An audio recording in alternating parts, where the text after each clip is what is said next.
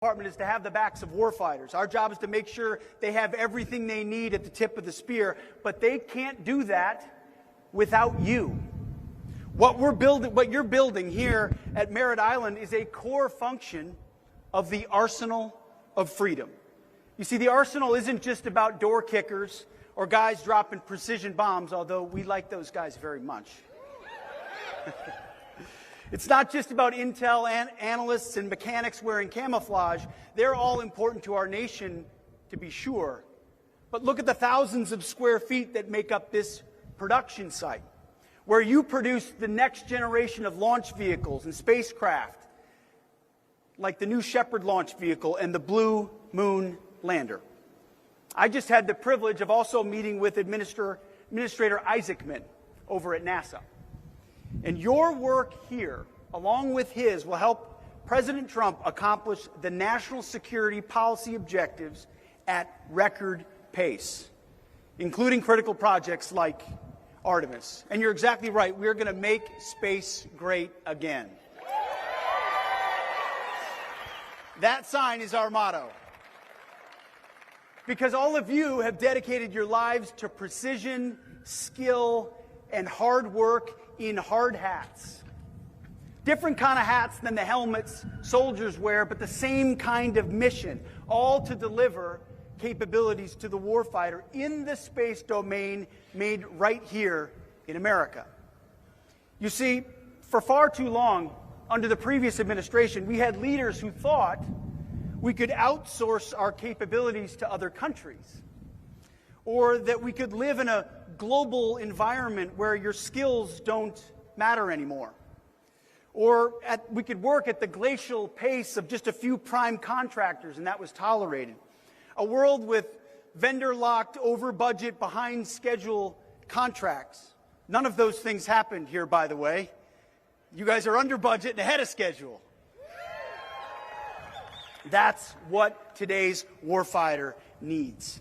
And under President Trump and his leadership, those days of yesteryear are over. Because we have to live in a realistic world where urgency matters. We live in a realistic world where American strength has to partner with American manufacturing. And if you don't have both, you don't have a free country. And you have to have world-class manufacturing. Let me tell you this.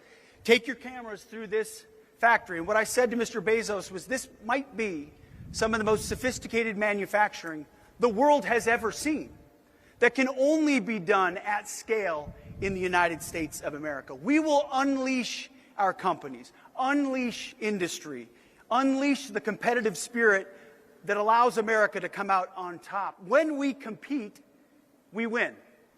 When we innovate, we win. When we confront the status quo, we win. And I don't know if you know this, but we have a commander-in-chief who's pretty interested in winning.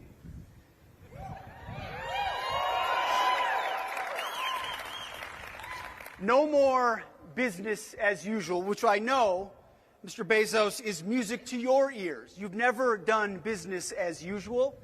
And at the War Department, business as usual is over. Our job is to unleash space pioneers, just like we are unleashing our warfighters.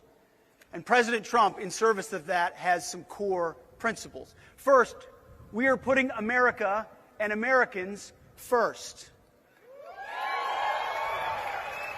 Our citizens and our workers first, setting the conditions for you to succeed, securing our people in our homeland and our hemisphere. It's long overdue. Second is peace through strength. At the War Department, we are the Strength Department. Our job is to be the hammer when necessary, but hopefully never have to use it. It's called deterrence. But if we must use it to fight, we will fight to win, overwhelmingly. And the third principle is common sense, which, as you all know, is not so common in Washington. But in the Trump administration, when you look at the problem we have as a nation, we have to build at scale and at speed, and that's vital. It's common sense, so we have to go faster and empowering our fastest runners. You will see those common sense principles applied at the War Department in three simple ways. One, we're reviving the warrior ethos. We're eliminating the distractions and the debris. No more DEI. No more dudes in dresses. No more climate change worship or social justice or political correctness. We're done with all of that.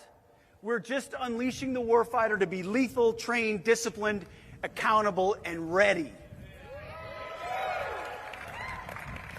And when you allow them to do that, they're really good at their job, as an indicted criminal in Venezuela found out about a month ago. We are allowing commanders to be commanders again, leaders to be leaders. And what they say back to us is the most affirming words we could ever hear. Those commanders are saying, we've never felt this supported before, ever in our time in command. Under President Trump and under the War Department, you're allowing us to use the authorities to go out and do what we need to do, clearing out the debris. That's music to my ears. That's my job, to serve those who serve, allowing our warfighters to be even more capable. Second, we're rebuilding our military. That's why we're on the Arsenal of Freedom tour. That's why we're here in Florida. We're going across the country for a couple of months, talking to industry, large like this one, and small. We need all of them. And we need you to move fast, at scale, at cost, to outcompete our adversaries, to rebuild our arsenal of freedom. President Trump did it in his first term, and we're doing it again. As you may have heard, the One Big Beautiful Bill provided the War Department an historic down payment of $150 billion to supercharge President Trump's defense capabilities. He has announced the goal to spend $1.5 trillion for our national defense in 2027. That is a massive message to the rest of the world that American strength is not going anywhere anytime soon. We will dominate in every domain. That One Big Beautiful Bill also provided $25 billion for the Golden Dome for America, revolutionizing our homeland defense through cutting-edge space-based capabilities, which we're going to need. We're talking about a vigilant constellation of next-generation sensors and satellites that will see every threat from every corner of the globe, paired with a network of space-based interceptors ready to neutralize any ballistic missile, any hypersonic weapon, any drone, long before it threatens our homeland. The kind of protection President Trump has promised the American people and the War Department will deliver. That is how we establish total orbital supremacy. That is how we guarantee the safety and security of the American people. Space Force's General Gutlein has done a fantastic job so far leading the charge. He knows the path of what's expected for Golden Dome. I get briefed monthly on its progress. This is not something you see, President Reagan helped defeat the Soviets by casting a vision of SDI, of a dome. President Trump, given the companies we have in this country, like this one, can now make that vision a reality for the American people, a huge conundrum for our adversaries who are counting on a whole different dynamic. We will continue to work with our partners because we have to dominate the space domain. That means we'll ensure that we keep building rockets and engines and landers that you make here at scale and at speed. Third, we're reestablishing deterrence. So we're reviving the warrior ethos, rebuilding the military, and you have to reestablish deterrence if you've lost it.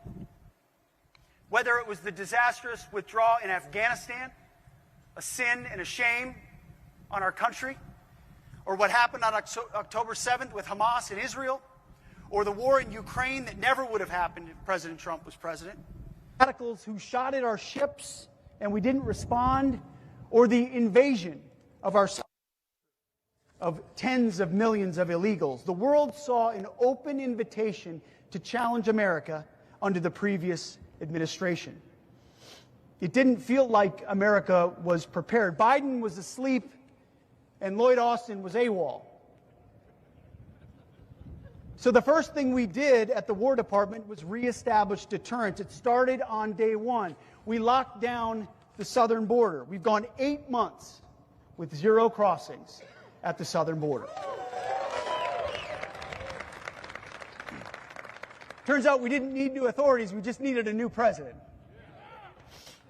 Credit to Customs and Border Protection, our law enforcement partners Immigration and Customs Enforcement, and others who do a very difficult job every day, the War Department was proud to stand beside them since day one. We also reestablished deterrence through our efforts with the Houthis, Operation Rough Rider. Now, from the beginning, some people thought, the Houthis? Why do we have to deal with the Houthis? Well, it's because the Biden administration allowed Islamists to shoot at our commercial and military ships, and we didn't respond.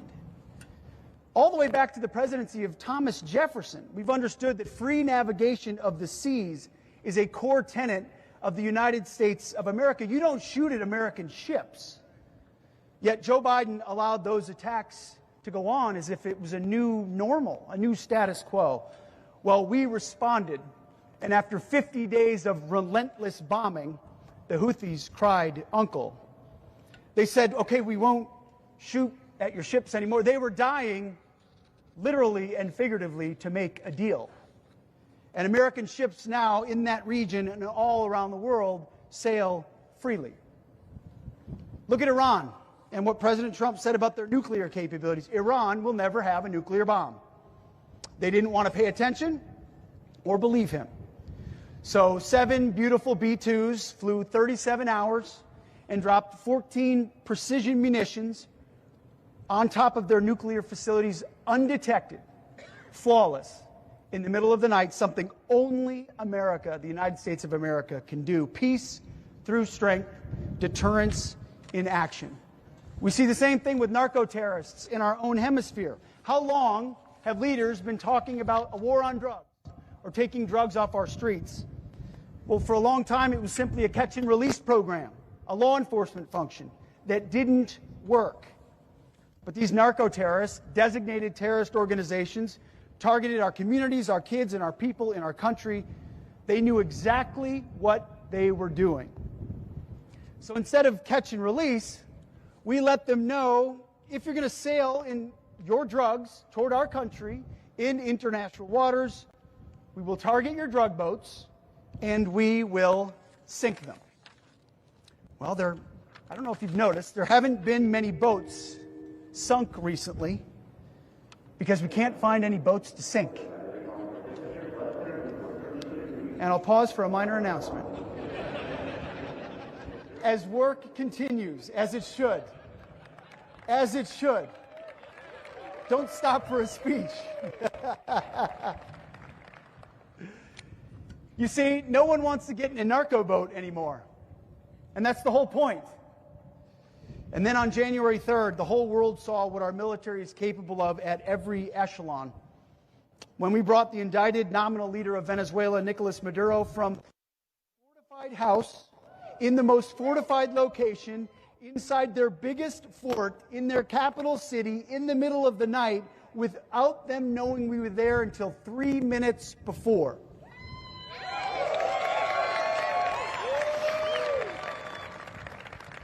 The most sophisticated single raid in the history of the planet. No other president before President Trump would have had the guts to make that call.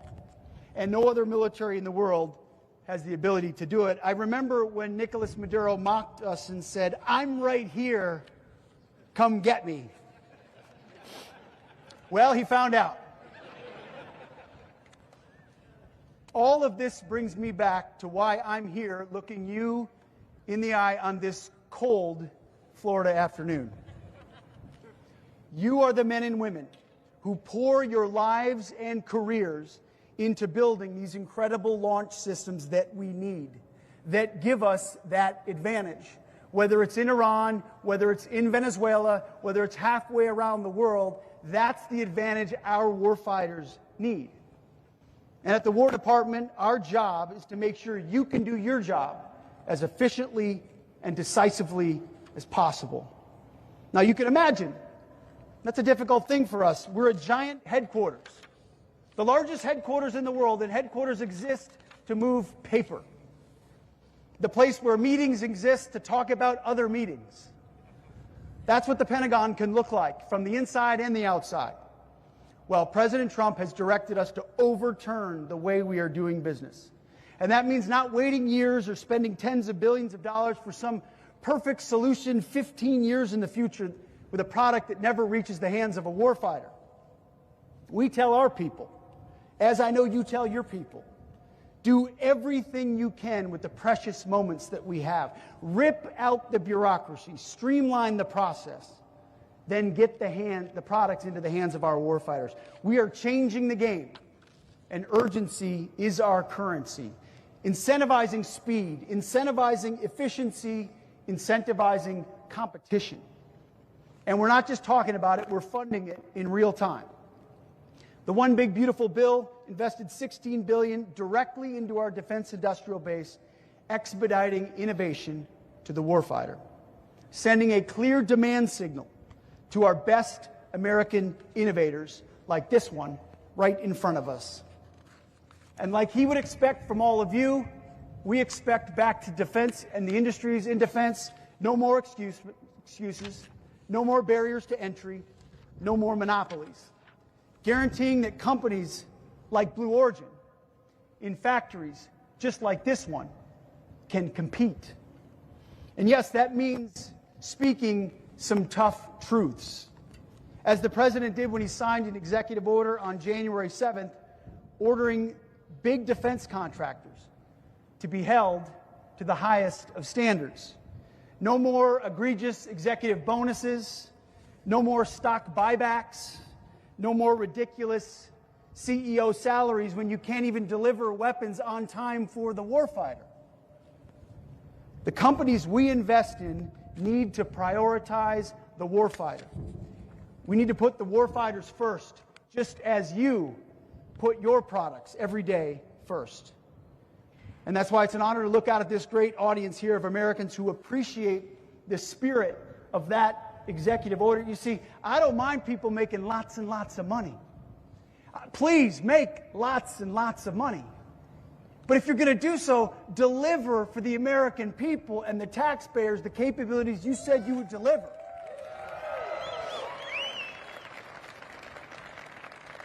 That is something you do here. And so I hope you make lots of money. I'm telling the guy who makes a lot of money to make a lot more money. We love that. I'm a capitalist. We all are. But we need to raise the urgency of the moment requires it. You sit in the Oval Office with President Trump, and I know you have, sir, you feel it. He gets what we're up against. He gets how important it is. He understands the capability of the American worker. That if we unleash the American worker and American industry, we will outcompete, we will out-innovate. But buildings like the Pentagon have held that back for decades. And with this Arsenal of Freedom tour, we say no more. We will unleash American space dominance. You see, it was President Trump also in 2019 who established the Space Force as the 6th military branch, and he established it for a reason.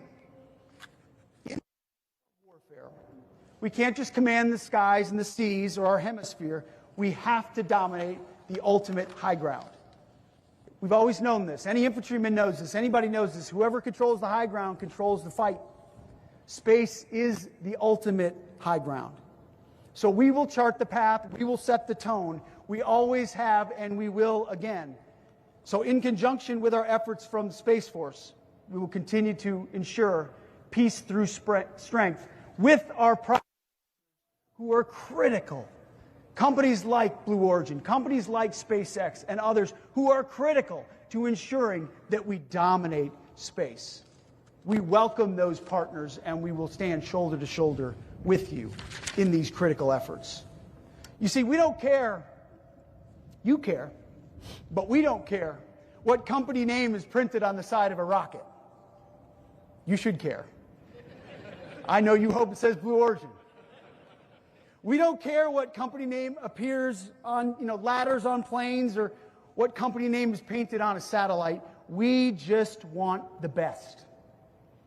And we don't care how many lobbyists or accountants you have. If you create the best, the fastest,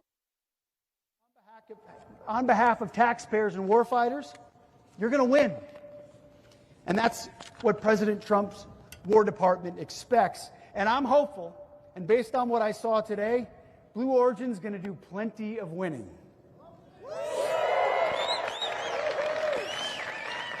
And that's a great thing. That's a great thing for your company. That's a great thing for you. But most importantly, that's a great thing for our country. That's what we need. That's what my kids and grandkids need. They need men and women like you dedicated to your craft. That's what the trigger pullers need, the pilots need, the surface warfare officers need, the medics need. All those guys and gals wearing camouflage need you. They need Blue Origin. They need space dominance. That's our job at the War Department, is to allow you to run and run as fast as you can. And your leadership here knows, and the rest of the leadership across our defense industrial base need to know, this is not about Wall Street. It's not about dividends. It's not about stock buybacks. This is about warriors. And how quickly can we deliver them to them as quickly as possible, the most lethal capabilities. President Trump is deadly serious. He feels the urgency, and so do I. We must rebuild our arsenal of freedom, maintain supremacy over the space domain. We'll go fast, and we'll move fast every single day. And as I look out at all of you, cold, but heads nodding. I see heads nodding everywhere. We have the best workforce in the world, the best engineers, the best entrepreneurs, and the best innovators. This crowd right here on Merritt Island. And I want to express my appreciation for all of you. You have taken and ran with that demand signal. You know what time it is. Your leadership knows what time it is. And that's all we can ask for. And that we deliver that same message across the entire country. Go fast, take risks, and continue to build the best and build in America. The urgency of the moment requires this. So thank you for inviting us here. Thank you for grabbing onto the challenge that President Trump has given us. We are grateful for everything that you do. It's been an honor to meet a lot of you, by the way, who have kids or grandkids that serve. I got a chance to meet a bunch of you who are vets yourselves, who continue to serve. You wore the uniform, you're serving again, shoulder to shoulder with the best. And I'll just end by saying what President Trump said over the radio to the incredible Americans who went to downtown Caracas. He simply said, good luck and Godspeed. Now, I know that you guys don't need luck. You're good at what you do. But Godspeed, because we need the skills, we need the craftsmanship, we need the leadership that you're showing right here. Ultimately, you hand those tools to us, and it's our job to defend you and to defend this country. Because under President Trump, the golden age of American dominance is only just beginning. God bless you, and God bless our great republic. Thank you. Thank you.